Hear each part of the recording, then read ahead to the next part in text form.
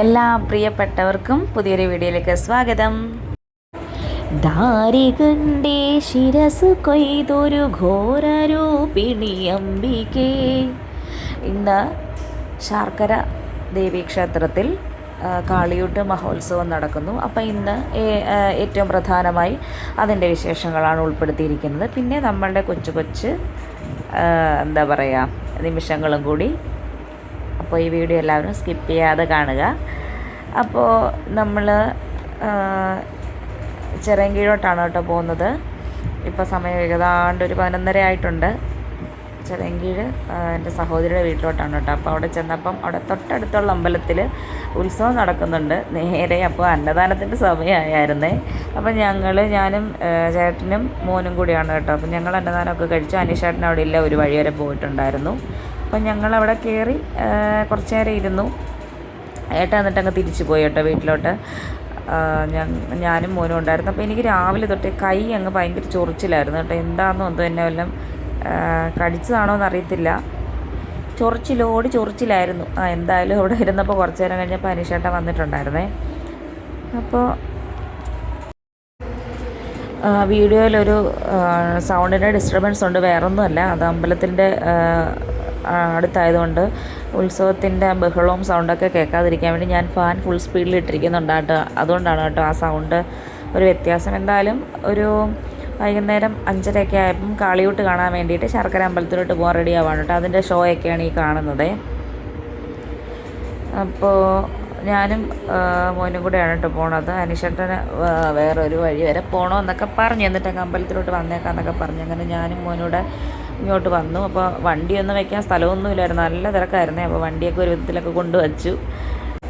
അപ്പോൾ കാളിയൂട്ട് തുടങ്ങിയിട്ട് ഇല്ലായിരുന്നു കേട്ടോ. അപ്പോൾ ഞങ്ങൾ നേരെ ശ്രീകോവിലിൻ്റെ അവിടോട്ട് പോയി അവിടെ നടയിൽ പോയി തൊഴുത് ഇറങ്ങി. എന്തോ ജനത്തിരക്കായിരുന്നു അറിയാം, ഭയങ്കര തിരക്കായിരുന്നു. അപ്പോൾ പോകുന്ന വഴിയിൽ ഞങ്ങൾ മറ്റേ ഈ കൊഴുന്ത് അത് വാങ്ങിയിട്ടാണ് കേട്ടോ പോയത്, നടക്കി വെക്കാൻ. അപ്പോൾ അതൊക്കെ വാങ്ങിയിട്ട് പോയി. വലിയ തിരക്കായിരുന്നു. അമ്പലത്തിനകത്താണെങ്കിലും തൊഴുതിട്ട് ആൾക്കാർ വെയിറ്റ് ചെയ്യുന്നുണ്ടായിരുന്നു, വേറൊന്നുമല്ല. അപ്പോൾ ഈ മുടിയെന്ന് പറയും, ആ ദേവി രൂപം ധരിച്ചിട്ട് അത് തലയിലേറ്റിയാണ് കേട്ടോ. അതിന് മുടി എന്നാണ് പറയുന്നത്, തിരുമുടി എന്നാണ് പറയുന്നത്. അപ്പോൾ അത് തലയിൽ വെച്ചിട്ടാണ് ഈ കാളിയൂട്ടിന് വേണ്ടിയിട്ട് ദേവി ഇറങ്ങി വരുന്നത്. പിന്നെ ദാരികൻ്റെ വേഷം കെട്ടിയ ഒരാളും ഉണ്ടാവും, ദേവിയുടെ വേഷം കെട്ടിയ ഒരാളും ഉണ്ടാവും. അപ്പോൾ ഭഗവതിയുടെ വേഷം കെട്ടിയ ആളാണ് തിരുമുടി ഏന്തുക. ഇതാണ് തിരുമുടി കേട്ടോ, നാഗത്തിരുമുടി. അതിന് പുഷ്പങ്ങളൊക്കെ അർപ്പിച്ച് അതിൽ പിന്നെ വെറ്റില ഇങ്ങനെ ഇടുന്നുണ്ടായിരുന്നു കേട്ടോ. അതും ഒരു വഴിപാട് പോലെ. പൂവുകൾ ഇടത്തില്ല, അതുമാതിരി അത് വെറ്റിലയാണ് കേട്ടോ ഇടുന്നത്. എന്നിട്ട് ദേവി അവിടേക്ക് പോവുകയാണ് കേട്ടോ. എന്താണ് നമ്മുടെ ദാരികനും ദേവിയുമായിട്ട് കാളിയൂട്ടൊക്കെ നടത്തുന്ന ആ ഒരു വലിയ ഗ്രൗണ്ടിലോട്ട് പോവുകയാണിപ്പോൾ. അപ്പോൾ ദാരികൻ എന്ന അസുരനെ വധിക്കുന്ന ഭാവത്തിലാണ് ഭദ്രകാളിയമ്മ. അപ്പോൾ അവിടെ പോയിട്ട് എന്താ പറയുക, ദാരികൻ അമ്മയെ വെല്ലുവിളിക്കുകയും ദാരികനെ ഗ്രഹിക്കുന്ന അമ്മ, അതാണ് സങ്കല്പം. അപ്പോൾ അവിടെ നടത്തുന്ന ആ ഒരു ചടങ്ങിന് പറയുന്ന പേര് നിലത്തിൽ പോര് എന്നാണ് കേട്ടോ. അപ്പോൾ ഇന്നലെ രാത്രി, അതായത് കാളിയൂട്ടിൻ്റെ തലേദിവസം രാത്രി, അമ്മ ദുർഗാ ഭഗവതിയായും ഭദ്രകാളി അമ്മയായും 2 പേര് 2 ദിക്കിലേക്കും, ശരിക്കും 4 ദിക്കിലേക്കും പോകുന്നു എന്ന സങ്കല്പം. അപ്പോൾ ദാരികനെ അന്വേഷിച്ച് 4 ദിക്കിലേക്കും പോകുന്ന അമ്മ ദാരികനെ കിട്ടാത്ത ദേഷ്യത്തിൽ, ദാരികനെ ഒളിച്ചിരിക്കുന്നു എന്നാണ് കേട്ടോ, പിടികൊടുക്കാതെ ദാരികനെ കിട്ടാത്ത ദേഷ്യത്തിൽ തിരിച്ച് അമ്പലത്തിൽ കയറുകയും, അതായത് ഏതാണ്ട് അർദ്ധരാത്രിയൊക്കെ കഴിയും, 2:45-3 മണിയോടുകൂടി തിരിച്ച് അമ്പലത്തിൽ കയറുകയും. അപ്പം ഇന്ന്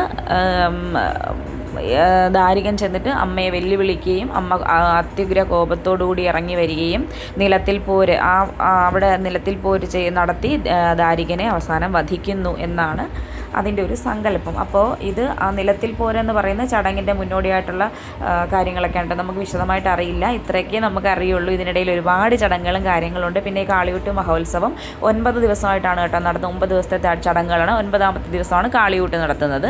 അപ്പോൾ ഇതൊക്കെ കഴിഞ്ഞിട്ട് പിന്നെ തിരിച്ച് അമ്പലത്തിലേക്ക് എഴുന്നള്ളും. പിന്നെ ശാന്തസ്വരൂപിണിയായി ശ്രീകോവിലിൽ അണിഞ്ഞൊരുങ്ങി എല്ലാ ദിവസവും വർഷത്തിൽ എല്ലാ ദിവസവും ഇരിക്കുന്ന അമ്മ ഇന്ന് മാത്രം ഇന്നത്തെ ഒരു ദിവസം മാത്രം അമ്മ ഉഗ്രരൂപിയായിട്ടായിരിക്കും അമ്മയുടെ ചാർത്ത് ശ്രീകോവിലിനുള്ളിൽ. ഞാനത് കണ്ടു തൊഴുതു. വളരെ സന്തോഷം. കാര്യം അത്രയും ഉഗ്രകോപത്തോടെയാണ് അമ്മ ഇരിക്കുന്നത് കേട്ടോ. കണ്ണ് തുറിച്ച് നാക്കൊക്കെ നീട്ടി പിന്നെ വീരപ്പല്ലൊക്കെ വെച്ചിട്ടാണ് അമ്മ ഇന്ന് ഇരിക്കുന്നത് കേട്ടോ.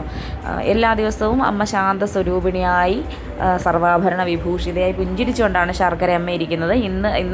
ഇന്നത്തെ ഒരു അലങ്കാരം എല്ലാ വർഷവും കാളിയൂട്ട് ദിവസം മാത്രമുള്ളൊരു പ്രത്യേകതയാണ് കേട്ടോ. അത് ഉഗ്രസ്വരൂപിണിയായി ദർശനം തരുന്ന ഒരേ ഒരു ദിവസമാണ് കാളിയൂട്ട് ദിവസം. അപ്പോൾ ഈ കാണുന്ന നിലത്തിൽ പോരിൻ്റെ ചടങ്ങുകളൊക്കെയാണ് കേട്ടോ. അപ്പം ഞങ്ങൾ കുറച്ച് നേരം അത് കണ്ടു. കുറേ വൈകും കേട്ടോ കാളിയൂട്ട് കഴിയാനായിട്ട് ചടങ്ങുകളൊക്കെ. അപ്പോൾ ഇത് വൈകുന്നേരമാണ്. അതായത് വൈകുന്നേരം വെച്ചാൽ നല്ല ഇരുട്ടിയിട്ടുണ്ട് കേട്ടോ. 8:30 8:45 ആയിട്ടുണ്ട്. അപ്പോൾ ഇത് കാളിയൂട്ട് എന്നുള്ള ചടങ്ങ് കഴിഞ്ഞതിന് ശേഷം കാളിയൂട്ട് എന്നുള്ള ചടങ്ങ് കഴിയുന്നത് ആ കുലവാഴ വെട്ടിയിട്ട് ദാരികനെ വധിച്ചു എന്ന് സാങ്കല്പികമായി ബോധ്യപ്പെടുന്ന ആ ചടങ്ങാണ് കേട്ടോ കുലവാഴ വെട്ടൽ എന്ന് പറയുന്നത്. അപ്പോൾ ഇത് തിരുമുടിയായിട്ട്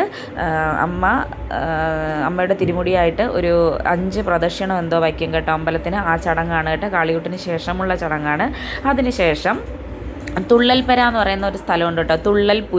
തുള്ളൽപുര അവിടെ വന്നിട്ട് അമ്മ വിത്തെറി അതായത് നെല്ലാണ് കേട്ടോ വാരി എറിയും. അത് നമുക്ക് കിട്ടിയാൽ അത് ഭാഗ്യം. അത് വീട്ടിൽ കൊണ്ടുവന്ന് സൂക്ഷിക്കുക, പരിപാവനമായിട്ട് സൂക്ഷിക്കുക, സർവ്വ ഐശ്വര്യങ്ങളും ഉണ്ടാവുമെന്നാണ് കേട്ടോ പറയുന്നത്. അപ്പോൾ സർവാഭീഷ്ട വരദായിനിയായിട്ടുള്ള അമ്മയുടെ ഈ വർഷത്തെ 2026 കാളിയൂട്ട് മഹോത്സവം ഇന്ന് അവസാനിച്ചിരിക്കുന്നു. ഇനി ഒരു വർഷത്തെ കാത്തിരിപ്പാണ് കേട്ടോ ശർക്കരക്കാർക്ക്, ശർക്കര പ്രദേശത്തെ ചിറയൻകീഴ് പ്രദേശക്കാർക്കൊക്കെ ഇനി ഒരു വർഷം ഉള്ള കാത്തിരിപ്പാണ്. വിത്ത് എറിയെന്ന് പറഞ്ഞില്ലേ, ആ നെല്ലാണ് കേട്ടോ ഇത്. പൊങ്കാല മഹോത്സവം, കാളിയൂട്ട് മഹോത്സവം, പിന്നെ മീനഭരണിയാണ് ഇവിടുത്തെ പ്രധാന ഉത്സവമായി 10 ദിവസം കൊണ്ടാടുന്ന ഉത്സവം. വളരെ വിശേഷമായി 3 ഉത്സവങ്ങൾ ആഘോഷിക്കുന്ന അമ്പലമാണ് കേട്ടോ ഇത്.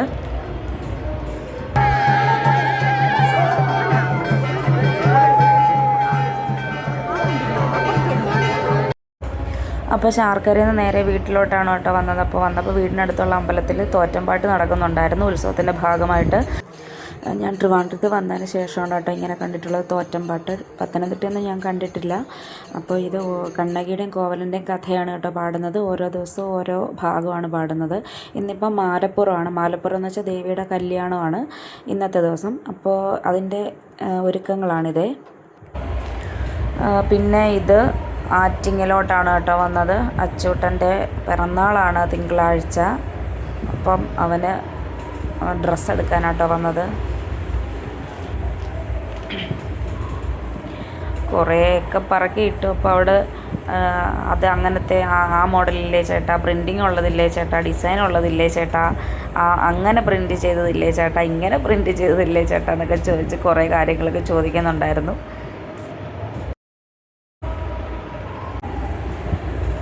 അപ്പോൾ അവസാനം സെലക്ട് ചെയ്ത് 2 ഫിക്സ് ചെയ്തു. അപ്പോൾ അതൊക്കെ എടുത്തുകൊണ്ട് പിന്നെ ഇനി ഫുഡ് കഴിക്കാൻ പോകണം കേട്ടോ. അപ്പം അതൊക്കെ എടുത്തുകൊണ്ട് ഇറങ്ങി. പിന്നെ കൂടുതൽ സമയമൊന്നും അവിടെ നിന്നില്ല. അപ്പോൾ ഞങ്ങൾ ഓരോ മസാല ദോശയും കഴിച്ചിട്ട് വീട്ടിലോട്ട് പോകുന്നു. ഇത്രയേ ഉള്ളൂ കേട്ടോ ഇന്നത്തെ വീഡിയോയിലെ വിശേഷങ്ങൾ. ഇത്ര നേരം കണ്ടുകൊണ്ടിരുന്നവർക്ക് എല്ലാവർക്കും താങ്ക്സ് ഫോർ വാച്ചിങ്.